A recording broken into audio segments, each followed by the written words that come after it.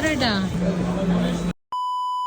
Ikaduhan na namon nga adlaw diri sa city. So wala kami sang salakyan te. Diri lang kami ginbook ni daddy sa tunga mismo no sa heart mismo sang city para pagwa namon sa amon nga ginaistaran.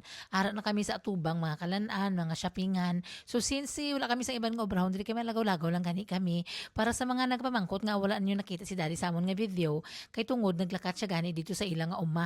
Tung din bala siya nga ginbata gid bala sa ilang nga lugar kay nagaten si angkol sang lubong sang iyang hinablos sa iyang nga pakaisa mismo. Gusto man tanan namon magupod pa kadto dito kaso nga lang ang biyahe daw mga halin pa sa Surala pagkadto sa Davao tapos balikan na naman siya. So sa kalayo pa nga danang ginhalina namon halin sa amon nga umma o mga lapit na 9 hours tapos mabiyahe pag kami pagkadto dito magruluyan ang amon nga mga tuhod tita labi na nga mga bata nagaubo si Astrid bago lang naulian tapos si nanay ginabarukoy man sang iya nga ubo tapos may gamay nga hapo igit. Kung masobrahan namin ka ubo tapos makadlaw pagid may ririhi na naman. So ang mas may bagin pili namon tinga makapahuway siya kay bala niyo sa pagka-biyernes ma-flight na naman siya. O ti din ang gusto niyo nga sa eroplano siya iya nga magiluya.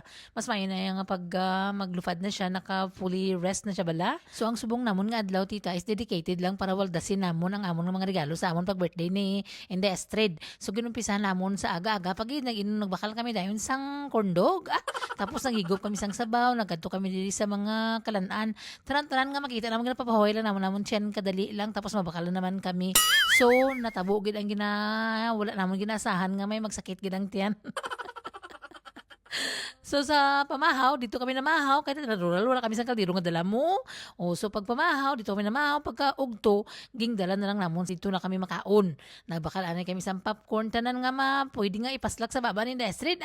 Yun bakal namon, kahit mayaman man siya, kaya damo man siya regalo nga, halin sa birthday balaw. As promised, tita nga, gasuso namon dito sa city, kay iya man ang nga kwarta. O hindi pwede nga taguon ni nanay sa bulsa. Delikado ta mahambalan naman tayo. Where's my money? Tapos, dito pa lang sa kanto, sige siya katismis sa mga pulis. Dito na maupo siya dito, nga diri laman kami, ho? Ay, maan lang. So, pagtapos namon sang paniog to, nagprupahuway kami, anay, katigani, ang mga tiyan namon nagsalalakit. Sa sobra, siguro nga kaon. So, natulugan kami pila ka oras, te. Pagkagabi naman, tinanaog na naman kami diri, ho? Diri kami kitamo, diri pulis. Kami aragali sila diri ang opisina. So, nagbakal na naman kami sa amon panihapon. Diri kami kung din na kami kilibot-libot, kung din kami daron sa amon nga mga tiil nga wala kag tuo. Tapos na. Ano pa? Tapos na eh. O gasto na, ubos ng kwarta. Mapuli naman si Daddy Boss, di maparescue na naman kita eh.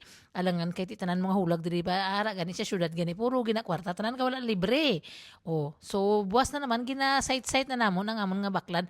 Ari di sa dalom sa amon nga motel tita, damo diri sang kaunan. Usaka na naman kami nga nagkaon, duman amon ni amon pangabuhi diri. Kay pagpuli naton sa uma, si nanay, magutom naman kami, makayod naman. Ay nanong.